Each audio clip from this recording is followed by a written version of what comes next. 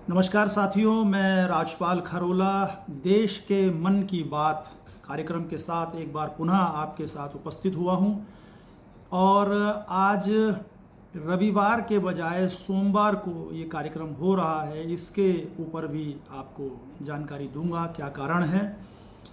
हमेशा की तरह सबसे पहले कोरोना अपडेट के साथ आज की बात प्रारंभ करते हैं और उसके बाद अन्य मुद्दों के ऊपर चर्चा करेंगे।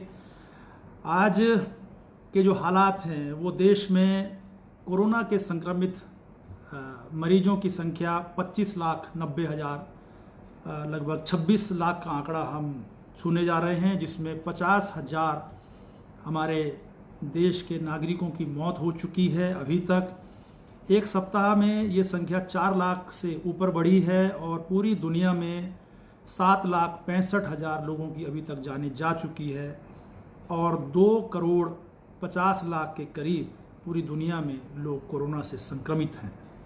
साथ ही साथ बड़ी तेज़ी से हमारा देश के लिए जो चिंता का विषय है, अभी हम तीसरे पायदान पर हैं।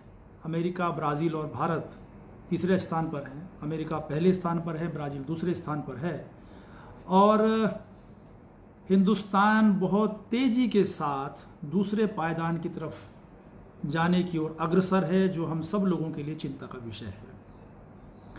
उत्तराखंड में भी ये संख्या अब 12,000 के पार पहुंच चुकी है और एक सप्ताह में लगभग 3,000 मामले बढ़े हैं, जो हम सब लोगों के लिए चिंता का विषय है। मैं समझता हूं कि ये आंकड़ा जो लगातार बढ़ रहा है, ये हम सब लोगों के लिए चिंता का विषय है और जब तक ये आंकड़ा घटना शुरू नहीं होता तब तक मैं आपको ये अपडेट देता रहूँगा, ताकि आप सब लोग सावधान रहें, सचेत रहें, स्वस्थ रहें और अपने परिवारों को भी स्वस्थ रख सकें। साथियों,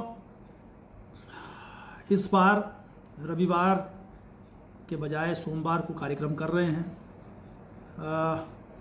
पिछले 2 दिन पूर्व, क्योंकि 15 अगस्त स्वतंत्रता दिवस था, स्वतंत्रता दिवस पर भी हम सब लोगों ने देश के स्वतंत्रता की कामना की और आगे हम किस तरीके से निरंतर देश को ले जाएं, इसके लिए कामना की। मैं एक बार आप सब लोगों को स्वतंत्रता दिवस की बहुत बहुत शुभकामनाएं देता हूं। चूँकि यह सप्ताह हम सब लोगों के लिए क्रिकेट जगत में, जो हमारा देश सबसे ज़्यादा अगर खेल प्रेमी है तो वो क्रिकेट का है। करोड़ों करोड़ की संख्या में हिंदुस्तान में क्रिकेट प्रेमी रहते हैं। क्रिकेट प्रेमियों के लिए बहुत सारी दुखद घटनाएं एक साथ है, निराशाजनक भी है और चिंताजनक भी है। हमारे मूल रूप से उत्तराखंड के साथी पूर्व कप्तान महेंद्र सिंह धोनी जी ने क्रिकेट जगत से संन्यास ले लिया, जो हम सब लोगों के लिए चौंकाने वाली बात भी थी और दुखी करने वाली बात भी थी कि जिस महेंद्र सिंह धोनी ने तीनों फॉर्मेट में हिंदुस्तान को वर्ल्ड कप जिताया हो, उन्होंने अचानक ऐसा फैसला क्यों लिया। उनके साथ उनके सहयोगी सुरेश रैना ने भी क्रिकेट इंटरनेशनल क्रिकेट से संन्यास लिया, वो भी हमारे लिए चौंकाने वाली बात थी। और साथ ही साथ कल हमको एक ऐसी सूचना मिली जिससे हम लोग बड़े गंभीरता के साथ हम लोगों को सोचना पड़ेगा कि हमारा देश कोरोना के मामले में किस दिशा में जा रहा है। पूर्व क्रिकेटर और यूपी के कैबिनेट मंत्री चेतन चौहान जी की मृत्यु हो गई और ज़्यादा चिंता का विषय ये है कि कोरोना के कारण उनकी मृत्यु हुई है। तो मैं समझता हूँ कि जो मैं बार बार आपको कोरोना से सावधान कर रहा हूँ, वो इतना आसान चीज़ नहीं है। ये मान सकते हैं कि हिंदुस्तान में मृत्यु दर कम है, लेकिन कौन कब इसकी चपेट में आ जाएगा, इसका आकलन करना बड़ा मुश्किल काम है। तो ये 3 खबरें हमारे लिए क्रिकेट जगत से बहुत ख़राब खबरें हमारे को सुनने में आई और मैं उम्मीद करता हूँ कि भारत के पूर्व कप्तान महेंद्र सिंह धोनी अपनी उपलब्धियों के साथ, जैसा उन्होंने देश का नाम रोशन किया है, निरंतर वो क्रिकेट जगत से भी जुड़े रहेंगे और सामाजिक मुद्दों से भी जुड़ेंगे और झारखंड और उत्तराखंड के ज्वलंत मुद्दों के साथ भी वो अपना योगदान देंगे। जिस तरीके से वो आर्म फोर्सेस में अपना योगदान दे रहे हैं, उसी तरीके से अन्य सामाजिक मुद्दों पर भी अपना योगदान देंगे, ऐसी मैं उम्मीद करता हूँ। साथियों,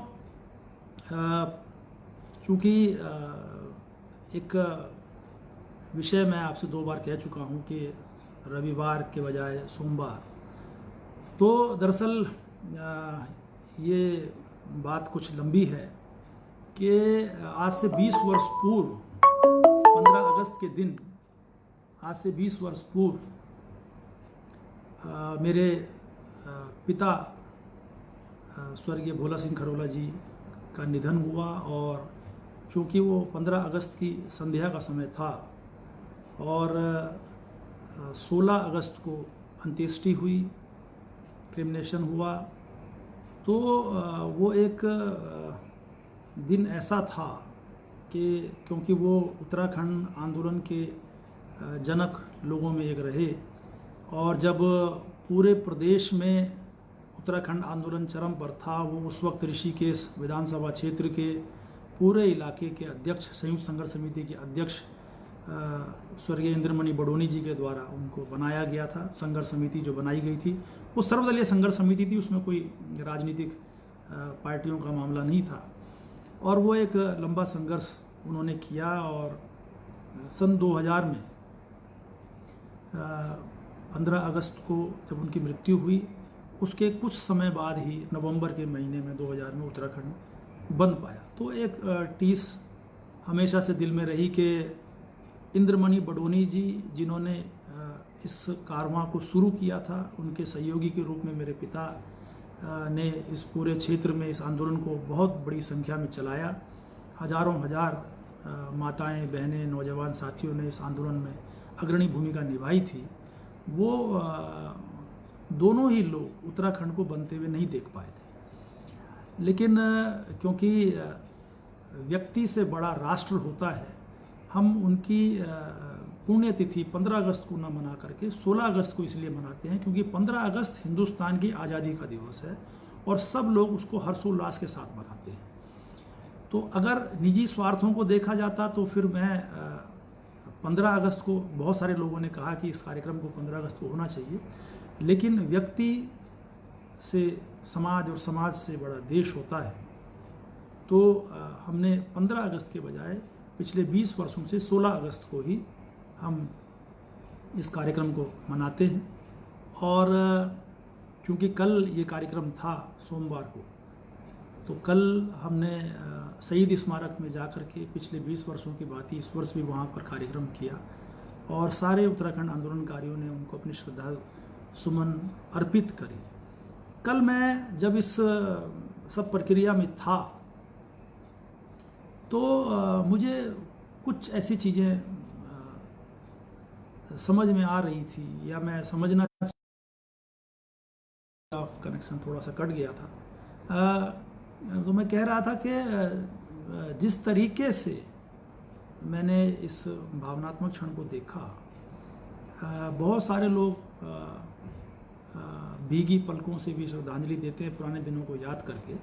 मुझे एक चीज़ महसूस हुई कि जिस तरीके से हमने एक दिन पूर्व आज़ादी, जो हमको देश को लाखों लाख हजारों लोगों ने अपनी जानें दे करके, कुर्बानियाँ दे करके आज़ादी ली थी, और चूँकि हम उस आज़ादी के दौर को नहीं देख पाए जो हिंदुस्तान की आज़ादी थी सन 47 की, हम उस गुलामी के दौर को नहीं देख पाए, हमारे पूर्वजों ने वो दौर देखा, तो वो कष्ट शायद हम उतना महसूस नहीं कर पाएंगे जो उस दौर के लोगों ने देखा होगा। ये मुझे इस तरीके से महसूस होता है कि जब उत्तराखंड आंदोलन चला तो उस वक्त हम छात्र नेता थे, मेरे साथ बहुत सारे हमारे ऋषिकेश के छात्र नेता सहयोगी थे जो उस आंदोलन में पूरी तरीके से भागीदारी निभा रहे थे। और ऋषिकेश से लेकर के मुजफ्फरनगर कांड से लेकर के रामपुर तिराहे से लेकर के और दिल्ली तक के संघर्ष को कई बार हम लोगों ने किया, कभी मसूरी जाना, कभी देहरादून जाना, ये सब चलता था। तो मुझे ये महसूस हो रहा है कि जिस पीढ़ी ने, जो हमारे बाद की पीढ़ी है, जिस पीढ़ी ने वो उत्तराखंड आंदोलन का संघर्ष नहीं देखा और नहीं समझा, मैं समझता हूँ कि वो उन शहादतों के महत्व को नहीं समझ पा रहे हैं। जो मुख्य मुद्दा है कि जिस संघर्ष के बाद हमको देश की आज़ादी मिली, वो संघर्ष हमने नहीं देखा। और अगर हमने वो संघर्ष नहीं देखा तो उसकी महत्ता को शायद हम उन लोगों से कम समझते होंगे जिन लोगों ने वो संघर्ष देखा या करा। उसी तरीके से जैसे उत्तराखंड आंदोलन में हम लोगों ने जो संघर्ष किया, और समय की बात है कि पुलिस ने डंडे भी मारे, लाठियां भी चली, गोलियां भी चली, हमारे साथ के ही लोग कई सामने सामने चले गए। किस्मत की बात है हम बच गए, वो चले गए। लेकिन वो समय जो हमने देखा, जो संघर्ष हमने देखा, जिस पीढ़ी ने वो समय और संघर्ष नहीं देखा था, वो पीढ़ी आज उत्तराखंड के महत्व को समझ नहीं रही है कि किस आशा और उम्मीद के साथ उत्तराखंड की जनता ने बलिदान दे करके, संघर्ष करके, माताएं बहनें घर में नाश्ता बनाने के बाद, बच्चों को स्कूल भेजने के बाद संघर्ष करने के लिए घर से निकलती थी। आज दो अभी दो, उत्तराखंड राज दो, और वो चलते थे रास्ते में और दिन भर चलते थे। फिर धरना स्थल पर पहुंचते थे, जहां आज नगर निगम का दफ्तर है वहां धरना स्थल होता था, वहां धरना देते थे। फिर पूरी दिन भर वहां बैठते थे, भूखे प्यासे बैठते थे। फिर शाम को फिर जुलूस निकलता था, फिर शाम को अपने घर जाते थे। तो ये रोज होता था।